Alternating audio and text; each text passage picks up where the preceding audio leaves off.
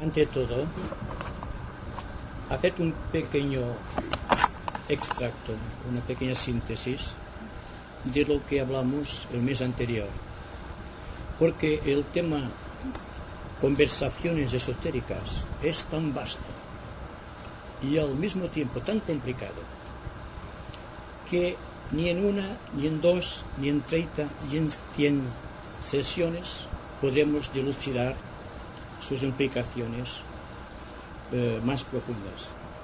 Vamos siempre a tenernos a lo inmediato, reconociendo un hecho fundamental, y es que el esoterismo es la ciencia que estudia la evolución del individuo desde las razas más primitivas hasta la realización de los más soberbios arquetipos de la naturaleza. Es la primera definición con que iniciamos conversaciones esotéricas, diciendo que el esoterismo es, asimismo, la ciencia que busca las causas que promueven las energías y al propio tiempo el estudio de las fuerzas condicionadas por estas energías que, convenientemente controladas, rigen el proceso de la evolución humana hasta realizar justamente esos arquetipos. Hablamos, así brevemente, sobre el espacio multidimensional, reconociendo que el vacío que existe entre una persona y otra, entre cualquier cuerpo opaco en el espacio, incluidos los astros y las más lejanas galaxias, está llena de una sustancia de vinculación que se reconoce técnicamente como éter, siendo el éter la sustancia que dinamiza precisamente el espacio, que lo llena y que permite que las ideas, las emociones y cualquier pensamiento vaya directamente al objetivo a través de este vehículo inconsútil, el éter. Hablamos también que fundamentalmente y relacionada con la evolución del éter existe una sustancia que es la que rige el proceso estructural del universo, prana. Prana es la sustancia que, convenientemente asimilada, permite la continuidad del proceso de la vida. Relacionado también con el éter y con esta sustancia, a medida que el hombre, la mujer, el ser humano evoluciona, va desarrollando un aspecto psicológico particular, más sutil, más en consonancia con su proceso evolutivo. Y entonces vamos introduciéndonos ya en el campo de las facultades, de otras dimensiones, el imperio sobre el físico, sobre el tipo emocional, sobre el aspecto mental, hasta hacer contacto con algo que está más allá y por encima de estos vehículos. Este yo trascendente, del cual se ocupa la psicología trascendente y que constituye y ha constituido siempre la meta de los verdaderos investigadores. Hablamos también de dos aspectos muy definidos dentro del individuo. Por un lado, lo definimos un aspecto, digamos, que tiende hacia la materialidad, hacia el aspecto más grosero de sí mismo y que esotéricamente toma el nombre de el guardián del umbral. Por otra parte, reconocimos coexistente con esta entidad creada a través de las generaciones otra entidad consciente denominada esotéricamente el ángel de la presencia. Es decir, que el hombre, el ser humano, está desenvolviendo sus actividades constantemente entre dos polos, un polo positivo y un polo negativo. Por un lado, el guardián del umbral, que también toma el nombre de demonio, y por otro lado, el ángel de la presencia, que también toma el nombre de ángel. Y naturalmente todo este proceso es el campo de atracción y de repulsión.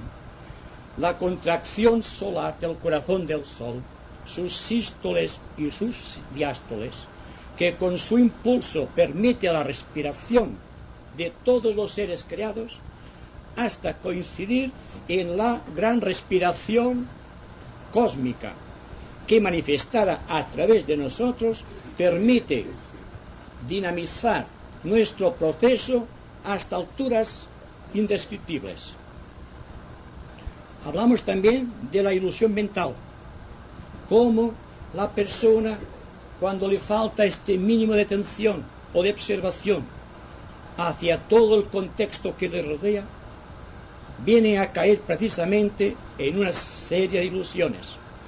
Y si precisamente estamos introduciéndonos vía esotérica hacia este mundo desconocido del éter, de la cuarta, de la quinta y de otras dimensiones del espacio, todavía no controladas ni establecido de contacto por el hombre, es porque estamos en una época en la cual el proceso de la vida tiende hacia síntesis, hacia un dinamismo vital que tiene por objeto ser consciente de lo que científicamente podría ser denominado los espacios intermedios, aquello que existe entre ustedes y yo, o entre ustedes y entre sí. Cuando sepamos exactamente qué es lo que existe entre un ser y otro ser, qué es lo que lo albaniza, qué es la energía que se mueve en este nivel inconsútil que es el éter, empezaremos a desarrollar conscientemente otros vehículos, además del físico, el emocional y el mental concreto. Entraremos en una dimensión abstracta y entonces podremos contemplar la vida desde lo alto de la montaña y no desde el valle donde existe la ilusión y donde existe siempre la fantasmagoría más tremenda y el imperio de la duda, del temor, la esperanza y todo cuanto lleva el hombre a Maya, el proceso kármico, el proceso de vinculación con las cosas pasajeras y la pérdida completa del espíritu de eternidad que está en todos los seres humanos. Entonces, ya para terminar, hablamos de una técnica para purificar el individuo, para transformar lo que se llama el guardián del umbral en el ángel de la presencia. Y hablamos brevemente y científicamente de la ciencia del exorcismo, que ahora está de moda, que es una técnica que se ha empleado desde luengas edades para facilitarte el equilibrio de las razones antagónicas que existen en el individuo y que a través de la tradición ha venido propagándose hacia nosotros en forma de una figura espantable, una figura horrible con la denominación de demonio, los asuras, digamos, del hinduismo, del brahmanismo, y los ángeles o los devas también del brahmanismo, pues que estos están en todas las religiones, tienen por objeto llegar a establecer un día un equilibrio perfecto a fin y efecto que el individuo pueda encontrar entonces su propia y única realidad. Esta realidad que es el yo, que es aquello que está por encima de la limitación de los sentidos, de la atracción de las emociones y de los sentimientos, y que está en alturas trascendentes de equilibrio y razonamiento estable. Llegados a este punto, ya podemos empezar a un proceso que se está realizando actualmente a través precisamente de la ciencia, que es el proceso de la transmutación de la substancia. Antiguamente, los alquimistas, que fueron los precursores de la química, estaban buscando el oro a través de la dignificación de los metales viles, como el hierro y el plomo, para convertirlos en oro.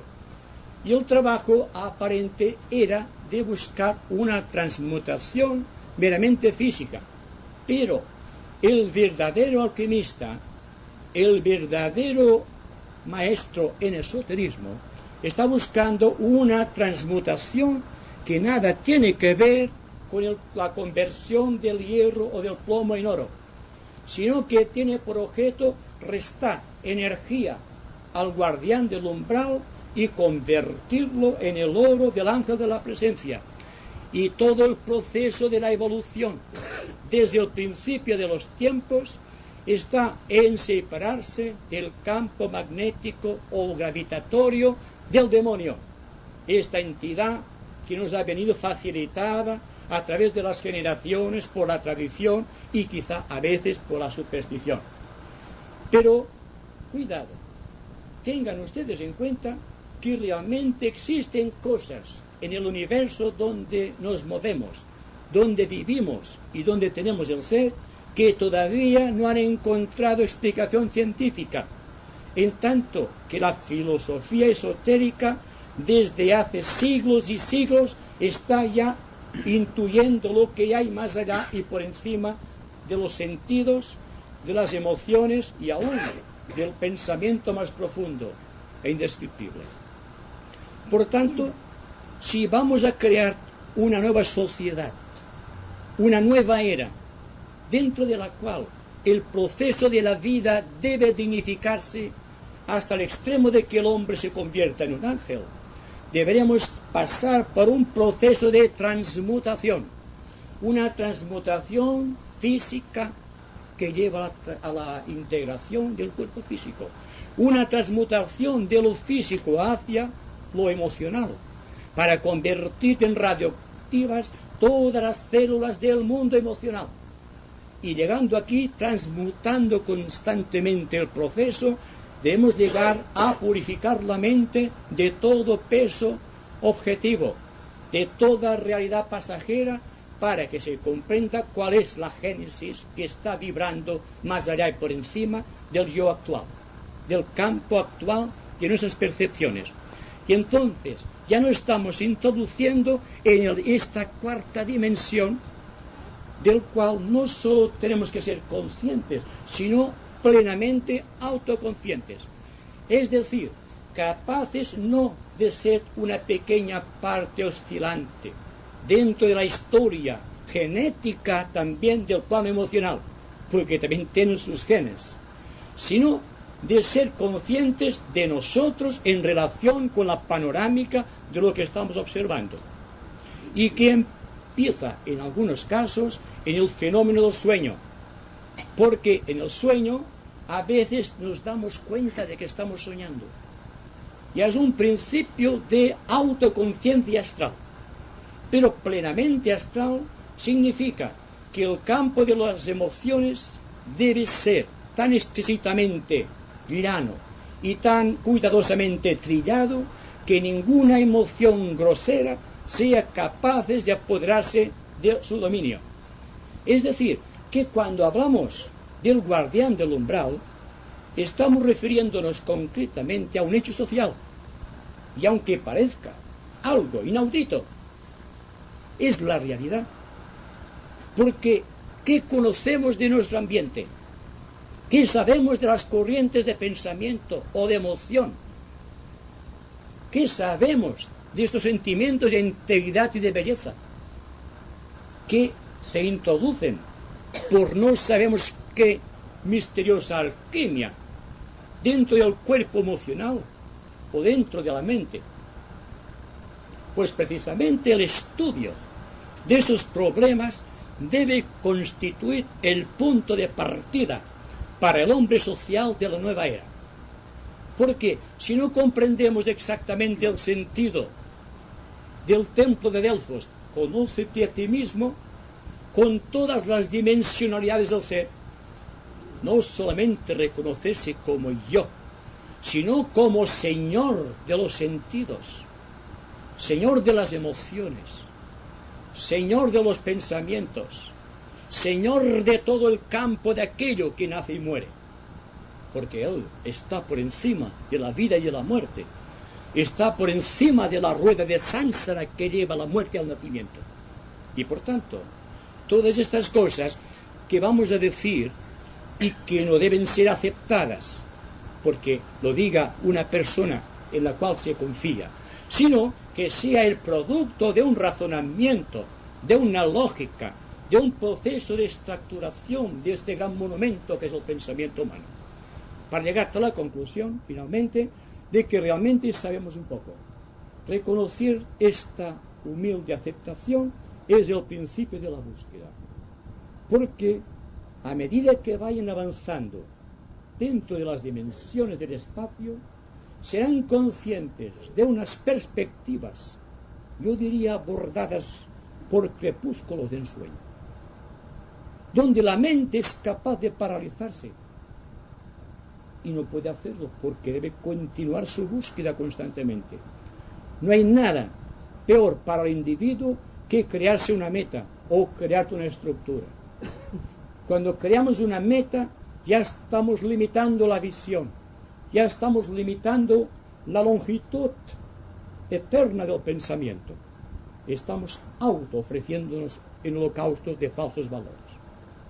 Pero si continuamos la búsqueda del proceso, si continuamos observando, si queremos ser seres realmente sociales, debemos empezar a reconocer que el misterio que aguarda el hombre en esta nueva era es adueñarse de la cuarta y de la quinta dimensión, reconociendo un hecho innegable, y es que en cada dimensión, en cada plano oculto de la naturaleza y en cada rincón del cosmos hay un secreto para el hombre, y que el hombre debe esforzarse constantemente para recoger esta ofrenda de los dioses, este fuego, este sol de Prometeo, y llevarlo con toda su riqueza dentro del corazón. Si no es así, no podrá reconocer nunca los valores del espíritu y jamás tendrá un entendimiento capaz de revelar aquel yo esotérico, aquel arquetipo para el cual ha sido programado. Bien, existe un proceso de magia, y siendo magia el poder de dirigir a conciencia y a voluntad dentro de un espíritu de bien, de todas estas fuerzas, estas criaturas conscientes e invisibles que pueblan los éteres y todas las dimensiones del espacio y todos los elementos de la naturaleza, para constituirse en Señor de todo el proceso estructural del universo, para convertirse en un creador universal, porque todas las religiones, sin distinción alguna, reconocen que el hombre está hecho a imagen y semejanza de Dios. Por tanto, es la semilla eterna de una realidad inconsultible, de una realidad que todo el mundo, por profano que sea, algún día tendrá que reconocer como un hecho vital en su vida. Y este proceso es el que les ha llevado a ustedes hoy aquí. Y si ustedes analizan el misterio que se agita en el silencio, se está provocando, ya tendrán una pequeña noción de lo que hay que entender por este aspecto débico de la naturaleza. Es decir, los ángeles. No hay ninguna religión en el mundo que no rinda culto a los ángeles, bajo nombres distintos. Serán devas, ángeles, arcángeles, asuras, serafines u otros nombres, o ajnigaitas según el brahmanismo hindú. Pero en el fondo todo esto es un proceso de unificación de la psicología del hombre con la psicología de otra evolución de la cual poco sabemos, y sin embargo de la cual cada vez tenemos que estudiar más su significado. Es decir, que el hecho de que ustedes me oigan, el hecho de que estén atentas al proceso que está desarrollándose, es una demostración que este éter no está vacío, que existe una substancia inteligente que guía los pensamientos, que atrae la atención, que crea nubes si conviene, o luces, o colores, porque las palabras vistas en una cuarta dimensión se convierten en colores, y este color será tanto más bonito y agradable como mejor es el pensamiento que la emite, o la palabra que se pronuncia. Entonces todo proceso de la atención ya debe empezar cifrándose en el valor cualitativo de la palabra, siendo la palabra el principio emanado del verbo, o sea, el principio de la creación. Pues todas las religiones, sin distinción, dicen el universo es el resultado de la palabra del Creador. Dios dijo, hágase la luz. El aún. La luz se hizo. Pero cualquier religión oriental dice lo mismo. Cuando el Señor inició su canto, surgieron los soles, las estrellas y surgieron los planetas. Entonces, no es sin razón que la palabra tiene una motivación oculta, y que esta motivación oculta es lo que debe emplear el pensador para interpretar correctamente las emanaciones arquetípicas del yo trascendente, para servir de vehículo de comunicación con los demás seres, y no como hasta ahora, que la palabra constituye todavía un germen de separatividad. No olviden ustedes unas palabras del Evangelio de Cristo. El día del juicio, todo es simbólico naturalmente, os serán tenidas en cuenta incluso vuestras palabras inútiles.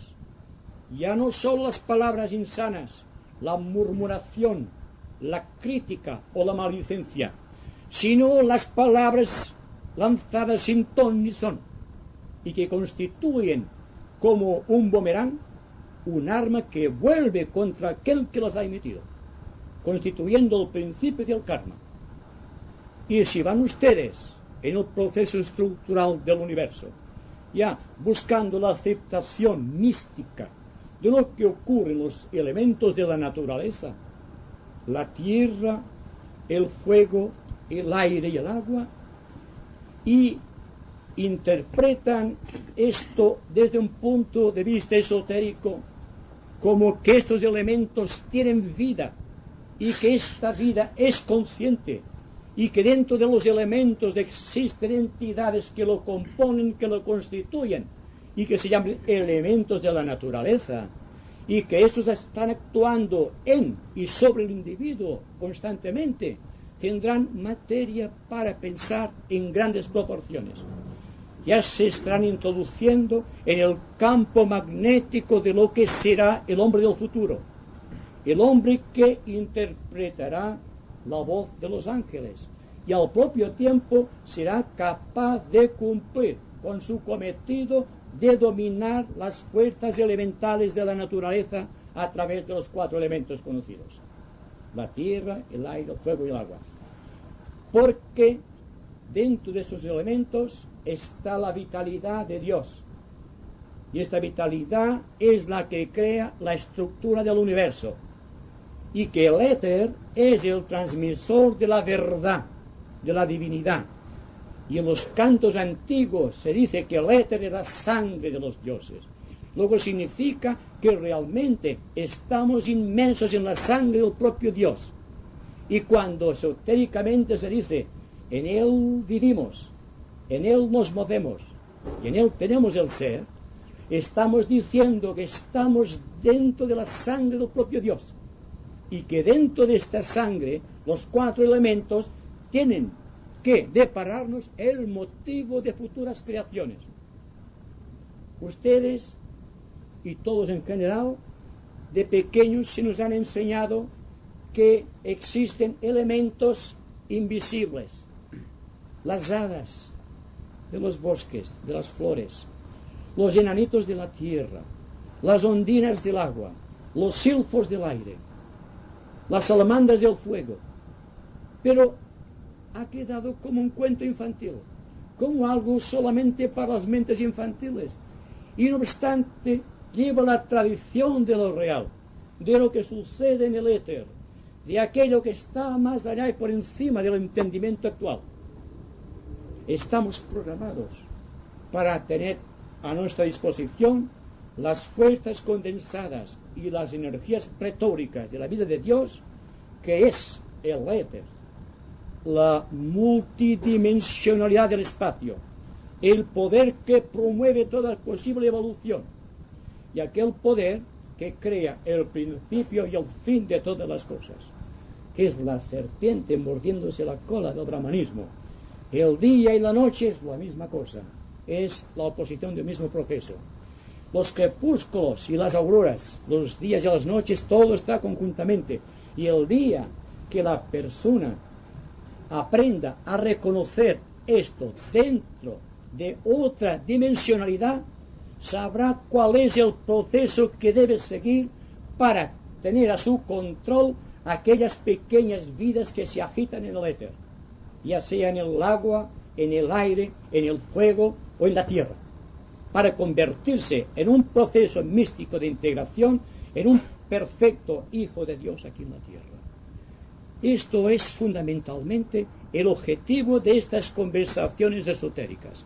Y si alguna cosa parezca extraña, ruego solamente que se medite, que se piense en aquello que hemos aprendido, en los sueños de cuando éramos niños. ¿Qué pasaba en nosotros cuando éramos puros todavía? Cuando la mente no estaba contaminada por el pensamiento, cuando no sentíamos el agobio del deseo, cuando estábamos inmersos todavía en aquella mística cuarta dimensión de la cual proveníamos, para saber que estamos ahora reproduciendo un proceso que debe seguir contrariamente a las agujas del reloj de la vida actual. Debemos dar un giro completo de 360 grados, volver al principio de lo que fuimos, para reconocer en cada vuelta del nuevo camino cuál es la espiral que debemos coger y cuál ha de ser nuestro verdadero camino. Porque estamos hablando de integración. En yoga se habla de integración de los vehículos de la personalidad, se nos habla de respiraciones, se nos habla de posturas, pero se ha meditado bien profundamente el significado de las asanas, por ejemplo, de las respiraciones, de todo el significado de la concentración, y que cuando se nos habla de integración espiritual o material en cualquier vehículo, se nos está dando una idea de que nosotros estamos viendo este fuego promotor de lo creado y queremos utilizar este fuego para producir cosas mejores, tal como dijo Cristo. Entonces, el proceso es de un estudio constante de todo aquello que ahora se presenta ante nosotros como un interrogante. Hay que llamar a la puerta de los misterios para que los misterios respondan. Hay que llamar para que nos abran la puerta de esos misterios. Hay que pedir constantemente, porque pidiendo, interrogando al futuro es cuando seremos libres en el presente. Y esto es precisamente lo que debemos hacer constantemente.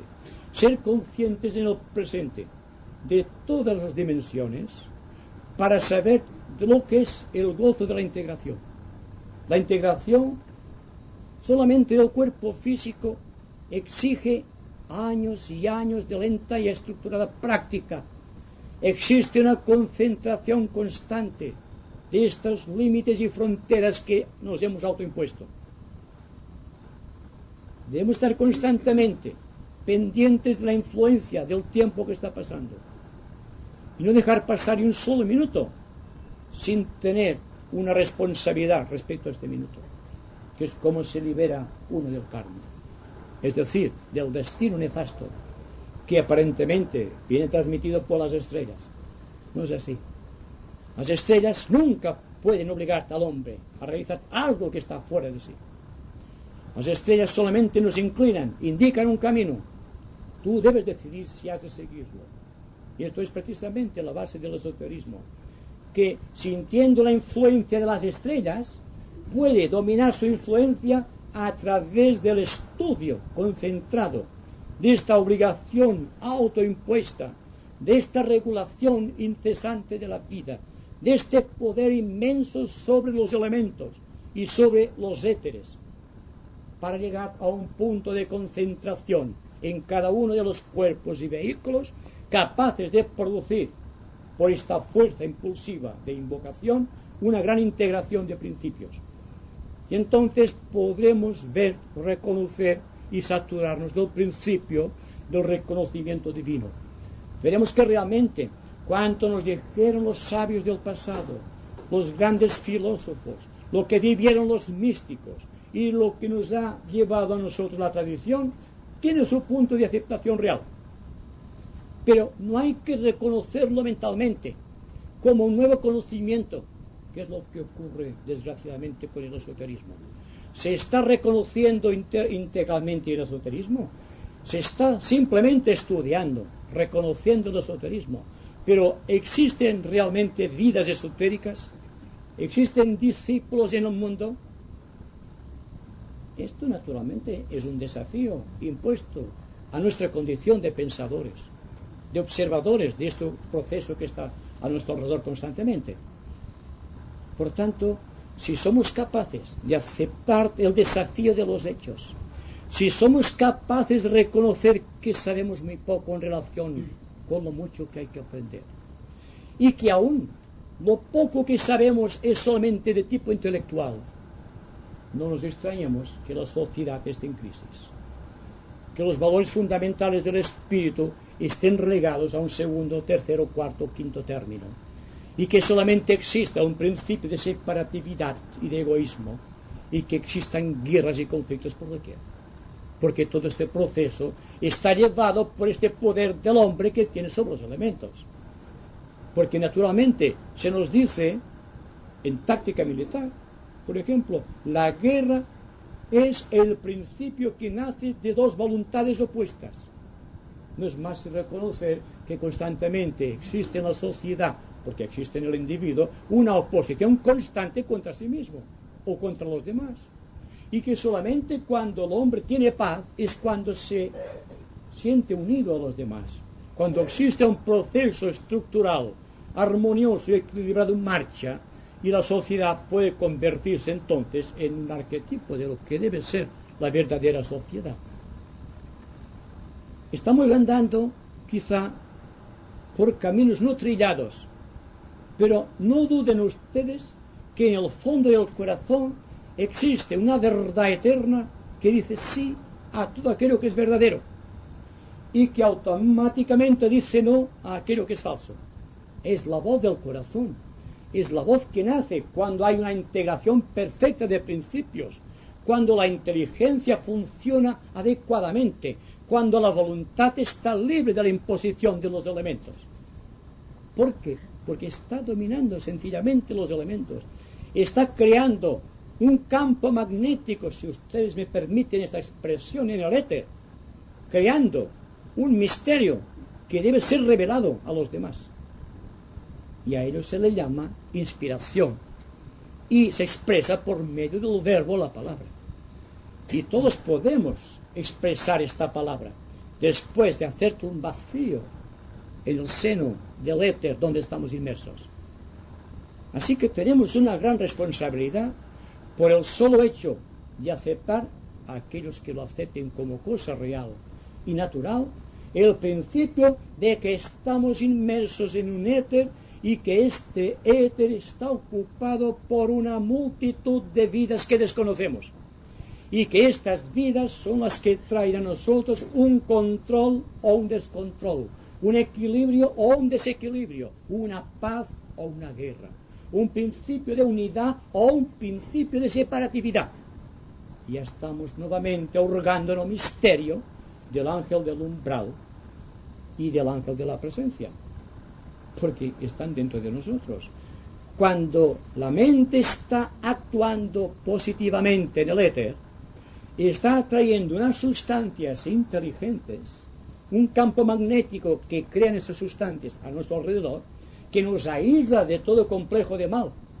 Y cuando estamos inmersos en los grandes problemas sociales, o individuales, o personales, o familiares, estamos al mismo tiempo atrayendo una considerable cantidad de elementos y energías que constituyen un campo de gravitatorio que es el germen donde se apoya, crece y se desarrolla el guardián del umbral.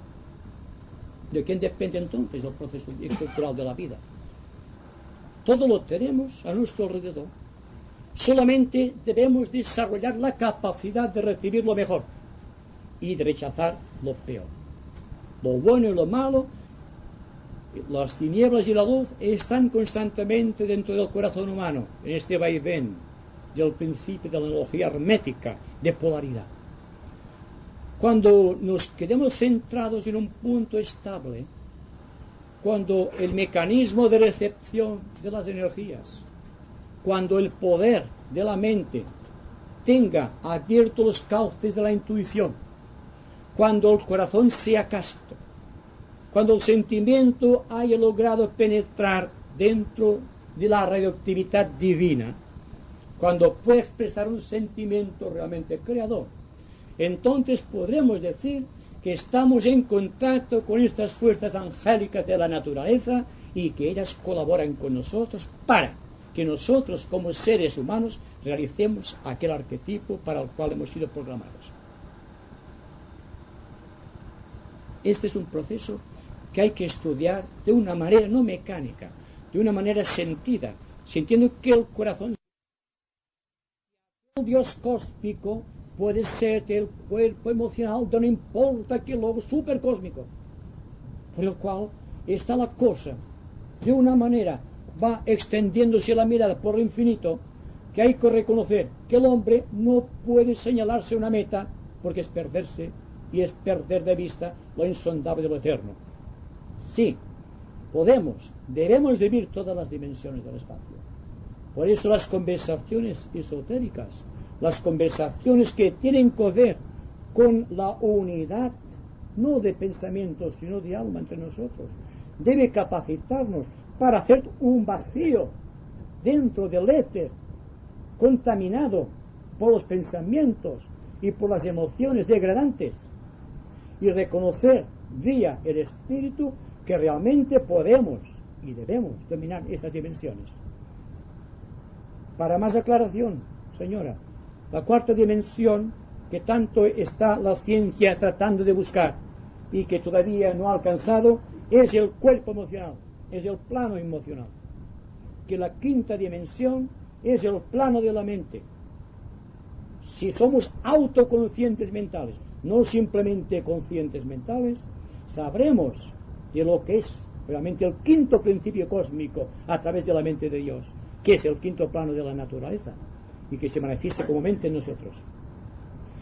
Y si vamos ascendiendo todavía más, vienen las otras dimensiones y a través de un proceso místico llamado iniciación, vamos penetrando esos misterios a través de el cómputo, digamos, correcto, claro y concreto de esas dimensiones, poder establecer un contacto vía cerebro y no ya vía intuición, sino que la intuición ha establecido un contacto tan perfecto con nuestra mente y la mente la ha transmitido tan fielmente en el cerebro que podemos vivir constantemente en el estado de samadhi, en el estado puro de iluminación.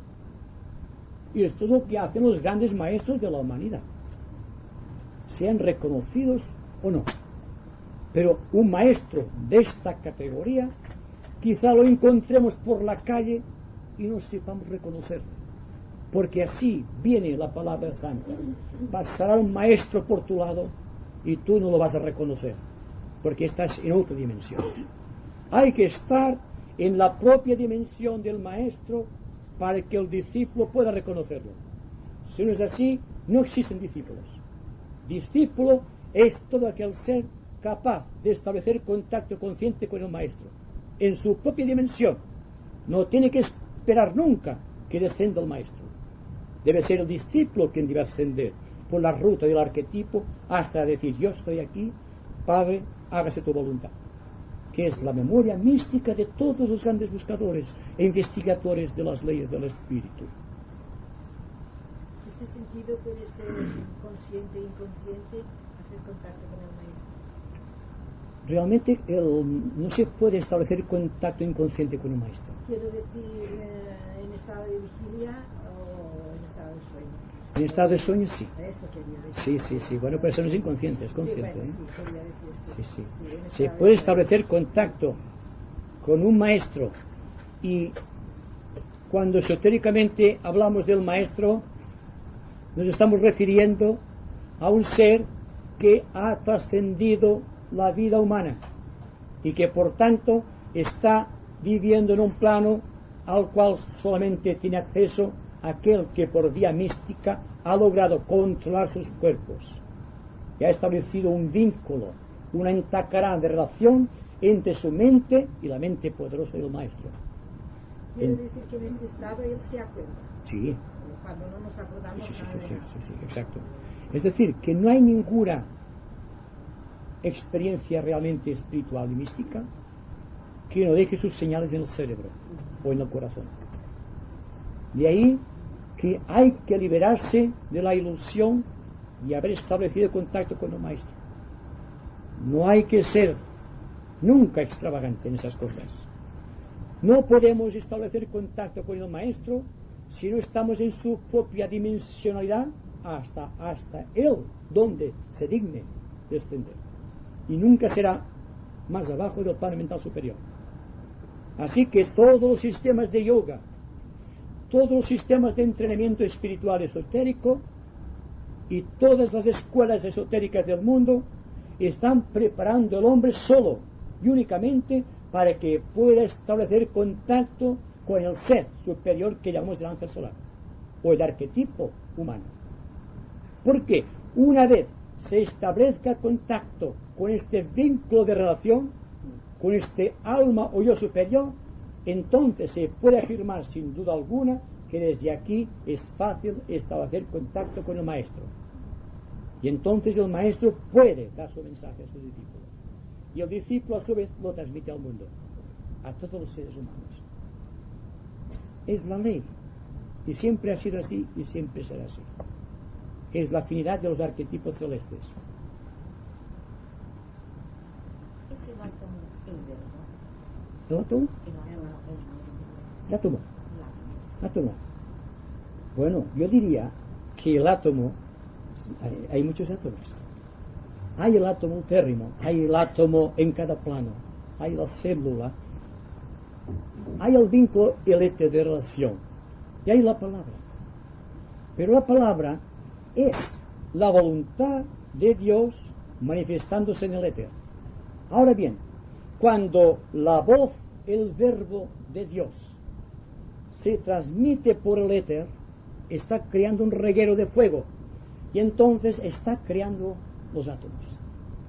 Es decir, que todo átomo no es más ni menos que un resultado de la palabra de Dios descendido a varios niveles.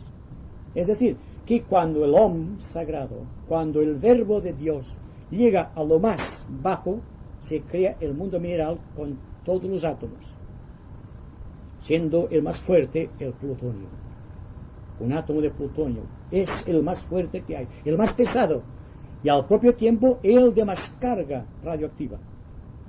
De ahí que cuando en el proceso de rotura del átomo se libera la energía, se está enseñando al hombre la técnica de la transmutación y de la liberación. Pero el átomo y todo cuanto nos envuelve es átomo, es prana en acción, desde el átomo físico ultérrimo, el último que llega a la actividad, por la actividad del tercer logos o el Espíritu Santo, se transmite hacia arriba a través del Hijo hasta llegar al Padre. Está siguiendo un reguero de fuego, desde el fuego de Kundalini, que es el átomo radioactivo de la materia, pasando por el fuego solar del corazón del hombre redimido, hasta llegar al fuego de Fuat del Espíritu. Ha seguido un proceso, y todos son átomos.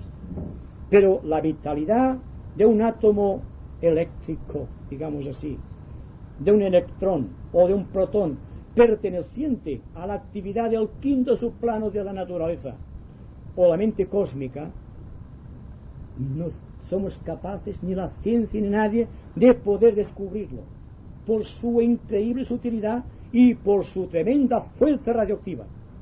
Y ahí qué cuidado los que practican el yoga, pues si no pueden controlar la fuerza de la materia, que es Kundalini, ¿cómo van a monopolizar la fuerza de Fuat, la fuerza del espíritu? Este fuego eléctrico que lleva precisamente la iluminación, la percepción, la liberación de todas las cosas.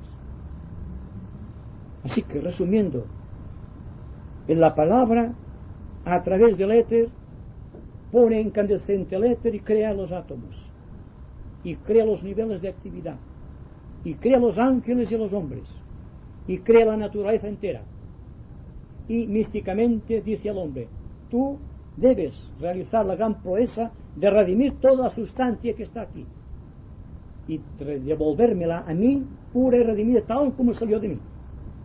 De ahí que en el hombre está el proceso del principio y el fin de todas las cosas, y que realmente en este incesante fluctuar de un lado hacia otro, buscando constantemente el ideal, como decía la señora, estamos realmente buscando a Dios constantemente, y al buscarle estamos redimiendo cada vez más porciones de nuestro cuerpo emocional o de la mente, para llegar todo esto hacia arriba, al yo, y decir: he ahí, he redimido todo esto, este es mi trabajo, este es mi karma, también mi destino.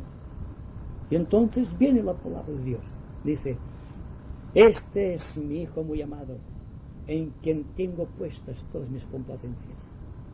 Y desciende místicamente la paloma, que es el Cristo en ti, esperanza de gloria, y se convierte el hombre en una entidad celeste, en una entidad divina. Podría aclarar, por ejemplo, cuando una persona, perdón, no me voy a apuntar.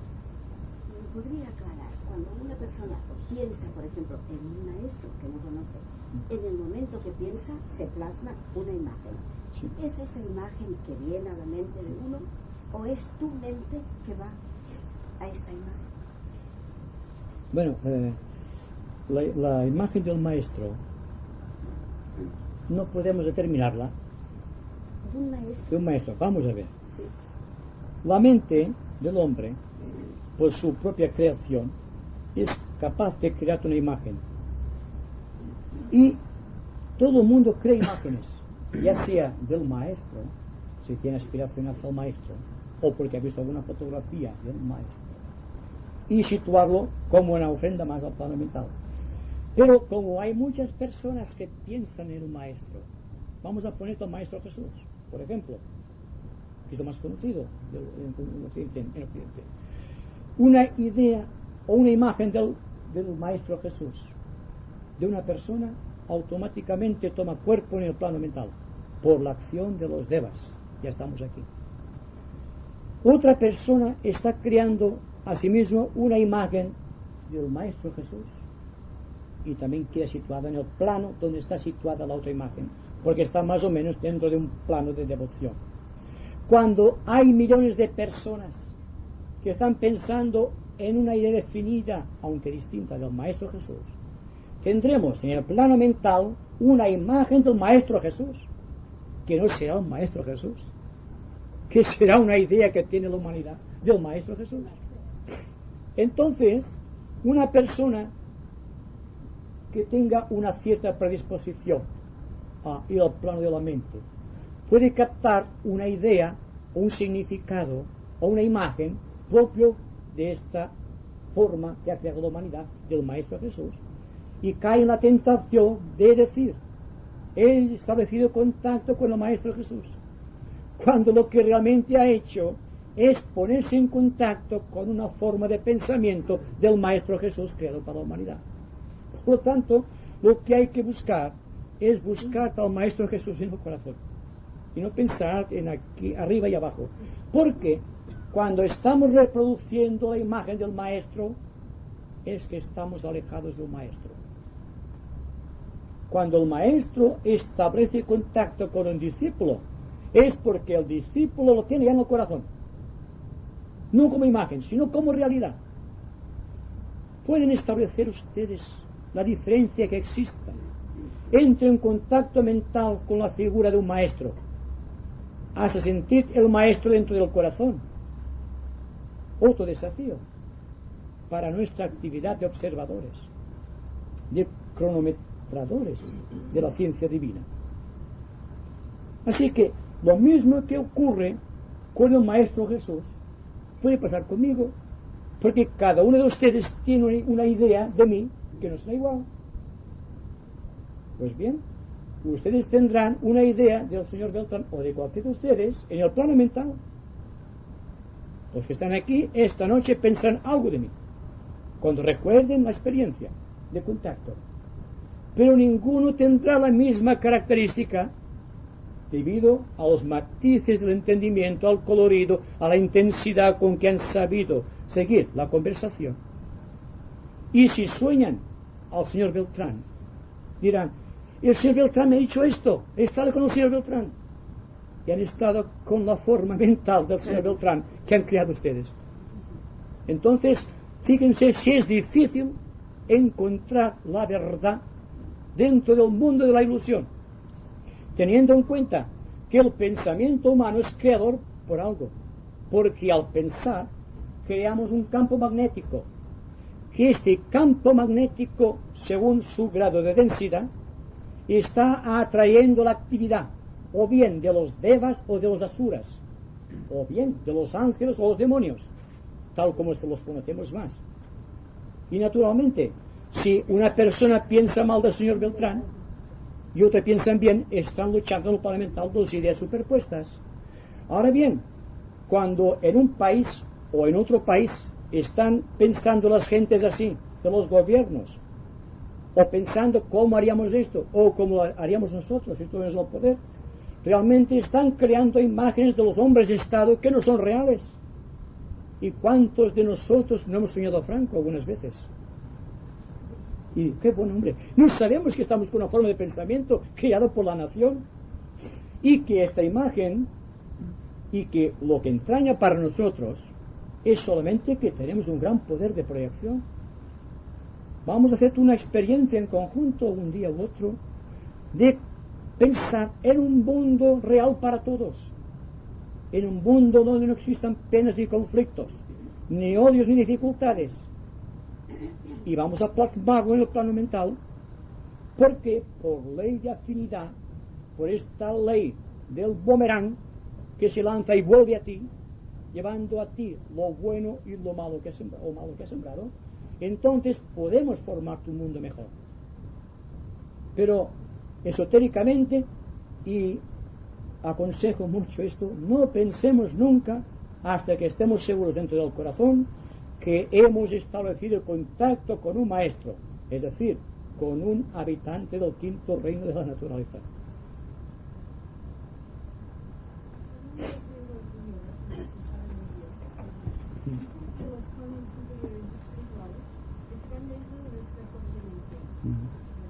Sí. Entonces, no podemos ir en contacto con un maestro, pueden llegar a unas personas por una gran meditación o silencio mental, a contacto con esos planos superiores espirituales dentro de ellos mismos.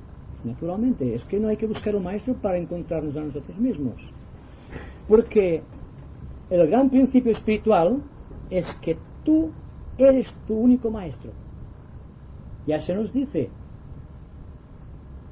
estás hecho a imagen y semejanza del Creador, y el Creador está por encima de todos los maestros. Por tanto, no se trata de un compromiso con el maestro. El maestro existe como una realidad inmanente y trascendente, y está en nosotros en forma inmanente porque todavía no lo hemos realizado, y está trascendente en cuanto nosotros tenemos la posibilidad de actuar algún día en los niveles donde actúa el maestro. Pero la escuela máxima del yoga es la que dice: bástate a ti mismo, no busques el apoyo de nadie en tu búsqueda de Dios, porque tú eres tu único maestro. Por lo tanto, cuando decimos conócete a ti mismo, estamos tratando de llegar a unas alturas del yoga donde todavía prácticamente no se ha llegado. Es la síntesis, buscar el maestro interno, o Cristo en ti, esperanza de gloria. No se trata de un Cristo histórico, tal como acostumbramos a creer. Se trata del Dios universal que bajo la forma de Cristo, el nombre de Cristo, está en nosotros. Por lo tanto, cuando nos referimos a un maestro, es referirnos a aquellas posibilidades que tenemos nosotros de poder conquistar la altura de un maestro.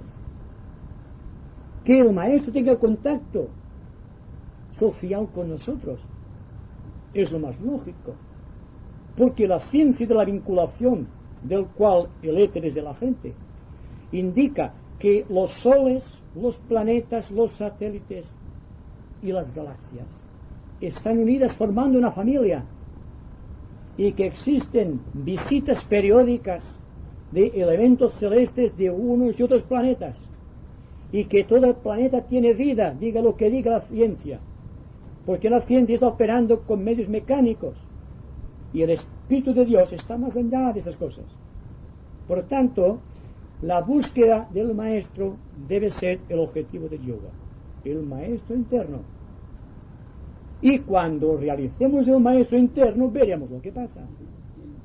Pero antes, vamos a buscar el maestro interior, teniendo en cuenta una cosa fundamental, y esto lo recuerda mucho Krishnamurti, que si estamos pendientes de la ayuda del maestro, perderemos la facultad, la capacidad de trabajar por nosotros mismos, de ser creadores. Y entonces, al perder la creación, caeremos bajo el yugo de la tradición, o de la teología, o bien del dogma. El yoga es la escuela del espíritu para llevar el hombre de la oscuridad a la luz, de lo irreal a lo real, y de la muerte a la inmortalidad.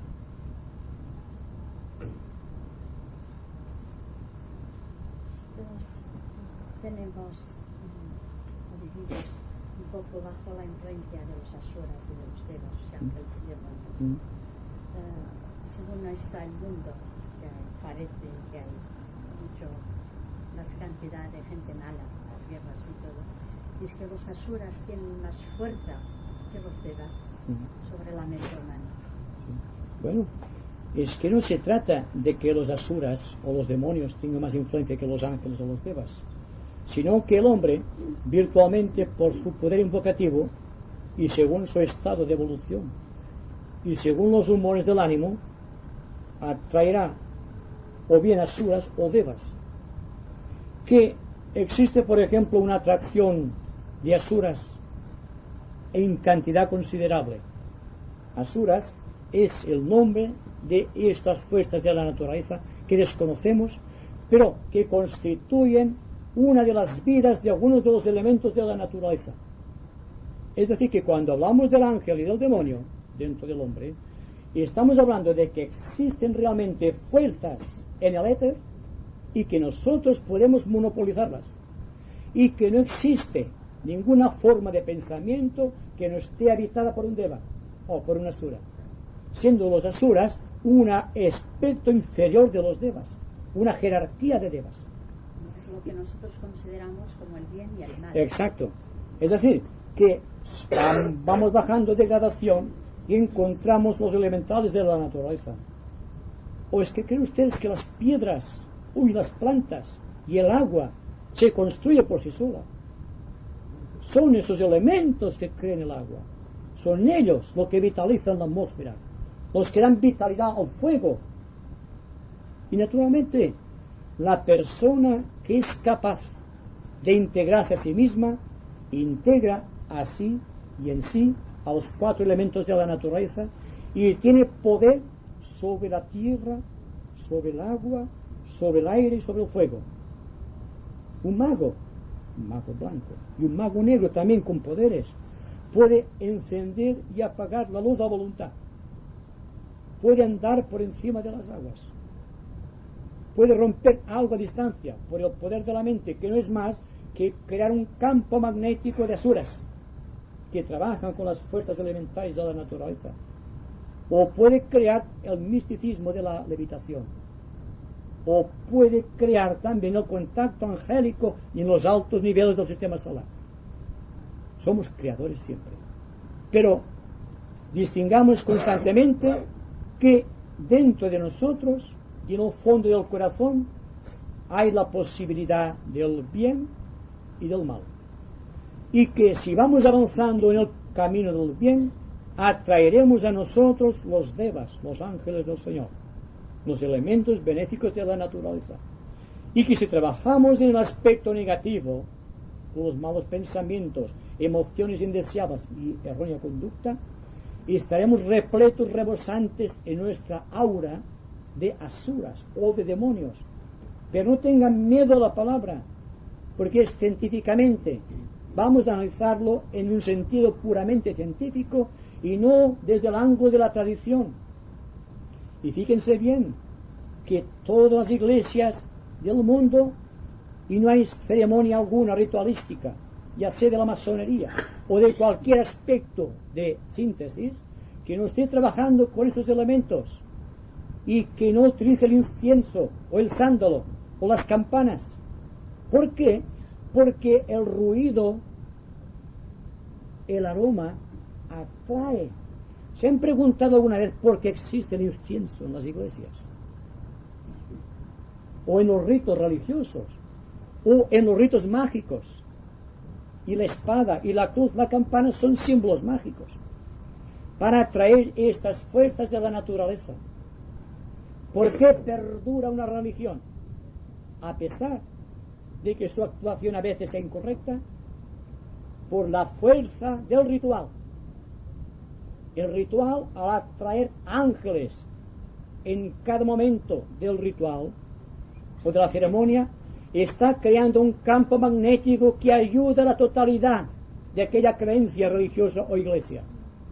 Por lo tanto, estamos llevando las cosas a un punto en que no vamos a participar en ningún acto social y humano que no contemos de antemano con la fuerza de la naturaleza, con esta fuerza que se agita en los éteres y de los cuales somos responsables, porque muchas veces son fuerzas ciegas y pueden cegarnos.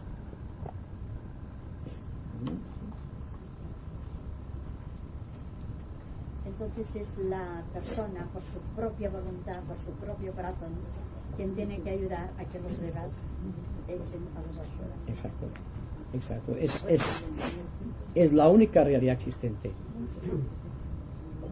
Supongo que están ustedes ya cansados.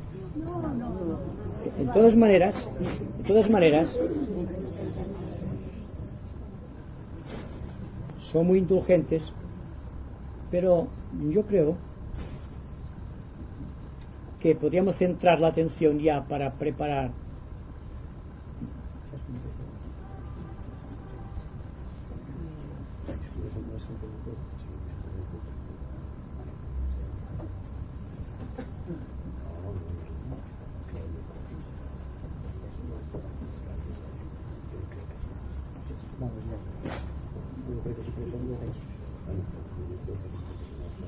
no. Eso que se llama.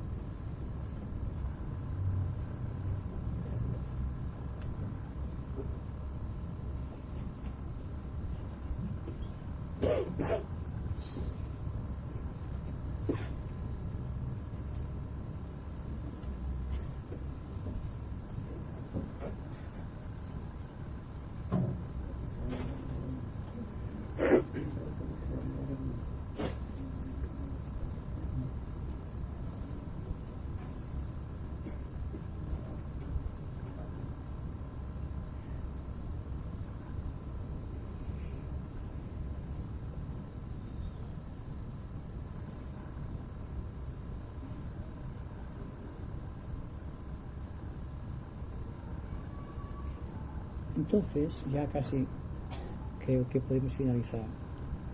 Pero para centralizar el pensamiento una vez más sobre todo cuanto decíamos, y me recordaba muy bien el amigo Rodríguez,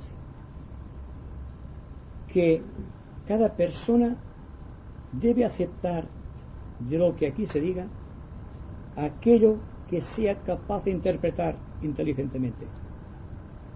Porque se pueden decir muchas cosas y además asegurarlas por ser consubstancial con la propia experiencia. Y no obstante, convertirse en algo que ofrezca un vacío enorme según el criterio de cada uno de ustedes.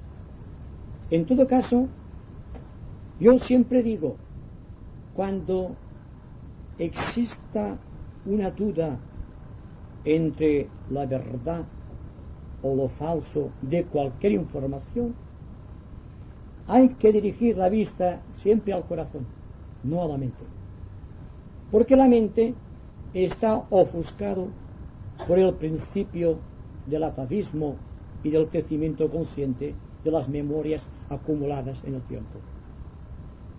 De ahí que si cada cual cree aquello que pertenece a su libre y exclusivo criterio, que es capaz de dar un valor, por ejemplo, de realidad a una palabra, aunque sea la primera vez que la oiga, o establecer contacto mental con un principio que ignoraba y que en aquel momento ha visto una luz y su corazón dictamine que es verdad, aquello puede ser aceptado como verdad.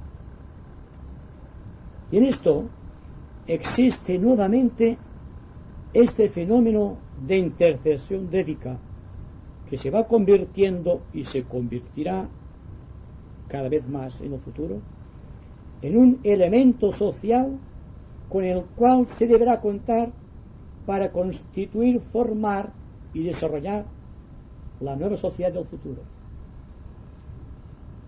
en la cual los hombres de buena fe y buena voluntad y estas fuerzas inteligentes de la naturaleza que tratan de inspirarnos y de establecer contacto, se constituya un andamiaje de relación que permita constituir dentro de la humanidad un punto de confluencia de tendencias y principios que pertenecen a aquella gloriosa potestad que nosotros denominamos Dios o el creador del universo, y que cada cual sepa interpretar el misterio que se agita en cada uno y en cada aspecto de la naturaleza y las acciones del prójimo, para llegar a la conclusión que fraternidad es un término más amplio y dilatado del que hasta aquí ha tenido vigencia, y que la fraternidad no incluye solamente el hemisferio terrestre en donde se agita la raza de los hombres, sino que hay que contar con todo el complejo atómico que constituye cada uno de nuestros cuerpos y de los cuales somos responsables. Hay que contar también con la vinculación de los astros del sistema solar dentro del cual estamos inmersos y que agranda todavía más el campo de la fraternidad.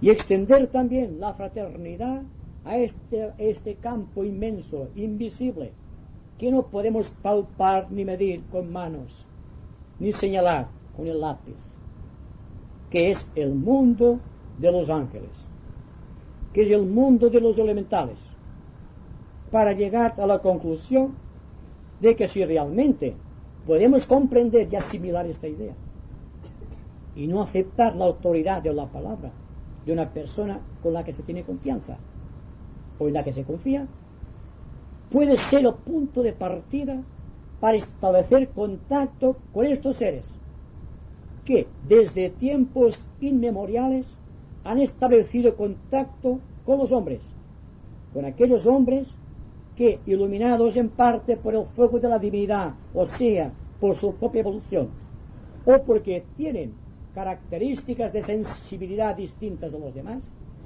han podido transmitirles ciertas verdades